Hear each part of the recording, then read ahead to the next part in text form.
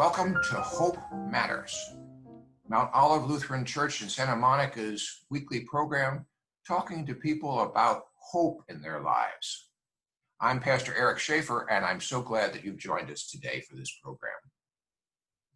Our guest today is Krish O'Mara Vignarajah, who is the President and CEO of the Lutheran Immigration and Refugee Services, LIRS, an 80-year-old agency of the Lutheran Church that has been working since the Second World War times, placing refugees, legal refugees in this country and helping them become important citizens of this country.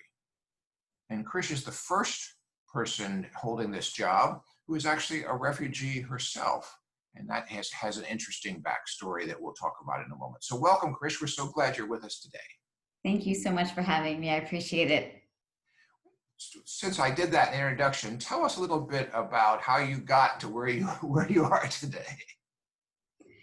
Sure. As you mentioned, my personal background, I was born halfway around the world on a little island called Sri Lanka, just off the southern tip of India. My parents, my family is part of the ethnic and religious minority in that country. And so they knew that they needed to leave the country and travel to any country that would take us. At the time, their only option, because they were teachers, they were actually able to land jobs to go to Nigeria, specifically northern Nigeria, where what they didn't know was that 276 girls would get kidnapped just for going to school. But we had plane tickets in hand, bags packed to travel and live in Nigeria, when you could say we hit the jackpot, and just in the nick of time, we realized that our paperwork was going to be processed and that we would actually have the opportunity of a lifetime to come to the U.S. So I came here when I was 9 months old. This is really the only home that I've ever known. Grew up in Baltimore. So it is really nice. I feel like in many ways it has felt like coming full circle to run a faith-based nonprofit that is focused on immigration, that is national in our reach, but headquartered in Baltimore. I do feel truly blessed and honored to have this role. That's wonderful. Thank you for that story. Tell us a little bit about LIRS, a little bit about its history and what it does. I think that you've heard me say before that for Lutherans, refugee service, immigrant welcome is or should be in our DNA for a whole bunch of reasons. I think it's in the DNA of every Christian and every Jew that I know, but even more important for Lutherans because of our World War II experience and the fact that, 1/6 of all Lutherans in the world were refugees after World War II. So tell us a little bit about the history of the organization and where we are now. And then I do want to talk about some of the unique challenges that you have these days. Yeah. So timely question insofar as we celebrated our 80th anniversary just this past year. I am told that I hide our age well, so I take that as a compliment. But as you know, we began in 1939 in response to the Second World War, where 1 in 6 Lutherans had been displaced. So as Lutheran pastors, professors, and others fled Europe and came to the U.S., it was actually a Lutheran council that began this work of welcome. But of course, the mandate quickly expanded. LIRS has helped in the refugee resettlement of the Vietnamese, Cuban refugees, the lost boys and girls of Sudan. Today, many of the refugees that we work with as they come to the U.S. come from the Democratic Republic of Congo, Afghanistan, Syria. Unfortunately, it is a tough time in this line of work because refugee resettlement has been on pause. But in terms of the legacy, the Lutheran legacy of welcome, it has been really an integral part of Lutheran communities and congregations that have supported LIRS over the decades. Wonderful. So if someone watching this program says, oh, LIRS, what can I do? How can I help? Yeah. I mean, we know that the long welcome or welcoming a stranger is not something that one organization alone can do. And so our approach has always been, how can we involve communities? That's why we developed a program called Circle of Welcome, where individuals, Lutheran congregations, other faith-based communities, non-faith communities have been a critical component, whether it is helping us meet refugees as they literally arrive at airports across the country, whether it's helping us as we try to, modestly furnish the initial apartment that a refugee family may move into, whether it is driving an individual to an English as a second language course. This is where, this work, it's time intensive, it's labor intensive. And so having a network of impassioned individuals who care about being a part of what I would say is as Lutheran as it is an American part of our history, has been an important part of our success and how we've been able to welcome over 500,000 refugees and other new Americans into this country.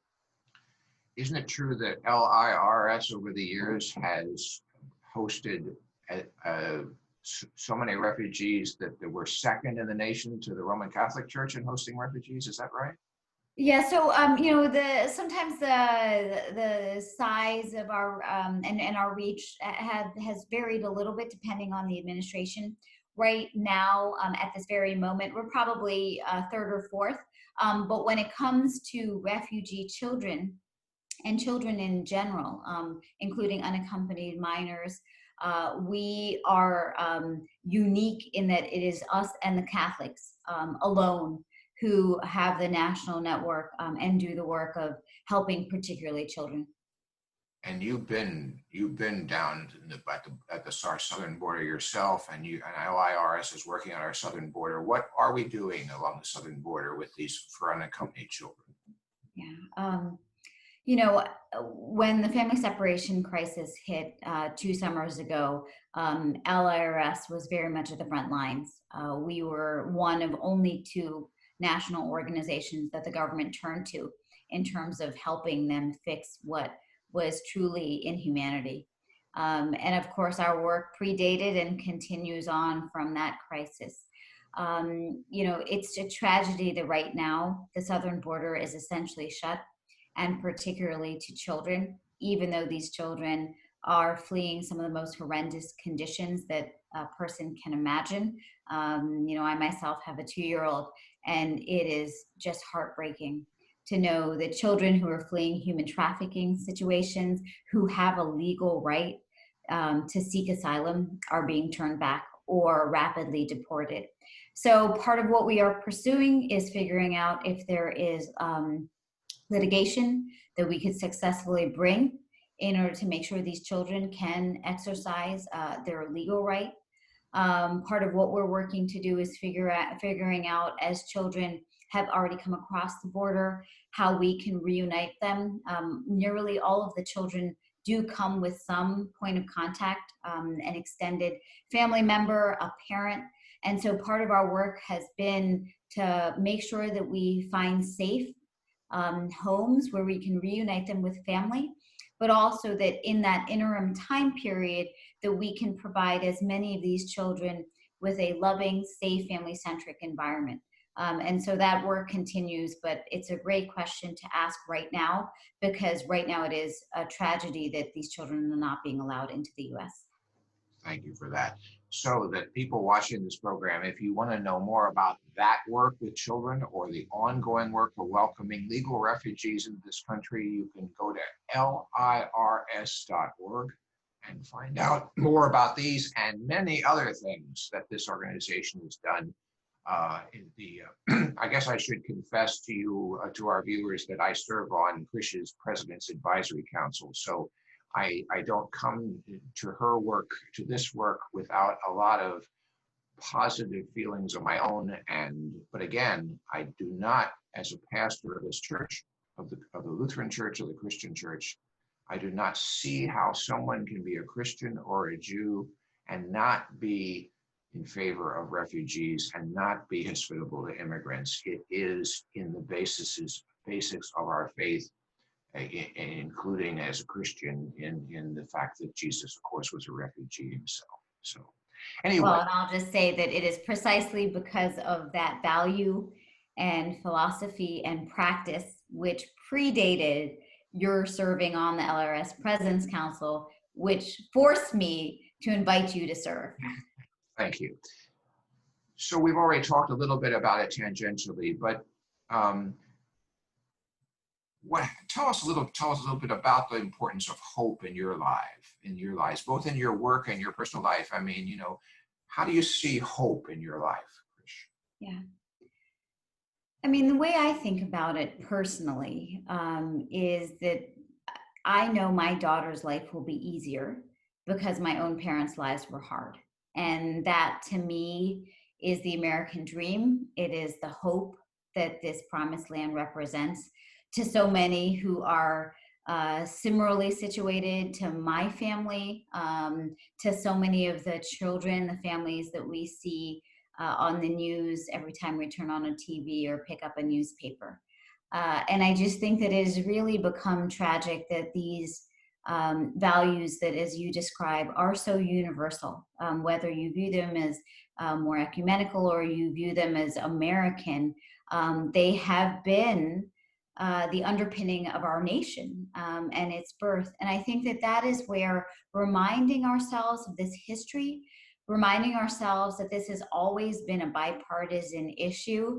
It may be relevant to an audience in California that President Reagan resettled the highest number of refugees of any president. It was actually under Republican administrations that we resettled more refugees than under Democratic administrations. And so that is where it is sad and difficult for me to see what's happening today. But that said, part of why I am so hopeful is just even in this past year, we saw an executive order that forced governors and community leaders, local political leaders, to have to affirm that they would continue to accept refugees. We believe that it was actually an illegal and unconstitutional requirement, so we actually sued and won in federal court. But in any event, one interesting unintended consequence was we actually saw communities come together and debate in some ways that we don't actually see communities are forced to have these difficult discussions right now. And it was amazing how there was unanimous support nearly for this. Only one governor decided to veto refugee resettlement. I can count on one hand the number of communities across the country that rejected this. By contrast, we had 42 governors who said, I will continue to stand in support of resettling refugees. We had over 107 communities who did that. And that to me is the hope that fuels our work, because I know that sometimes those who are loud and vitriolic capture the headlines. But the truth is that for so many communities out there who are maybe more peaceful, sometimes I think maybe a little bit more passive, this is not just our history, but it's our future, especially in the COVID pandemic. To know the critical role that immigrants have played on the front lines, whether as healthcare providers, whether as aides in assisted living facilities, whether as people picking crops in the field. This is, an important engine and strength of our economy, of the health of our nation. And so I think that is where I draw my hope from. That's very good. Thank you very much. Well, thank you so much for being with us, Krish. Today on Hope Matters, our guest today has been Krish O'Mara Vignarajah, the CEO and President of Lutheran Immigration and Refugee Services, LIRS. And you can find much more about LIRS on their website, which is lirs.org. And this is Hope Matters, a production of Mount Olive Lutheran Church here in Santa Monica, California. I'm Pastor Shafer, and thank you for joining us today. Thank you, Krish, for being with us. Thank you so much for having me. Enjoy the conversation.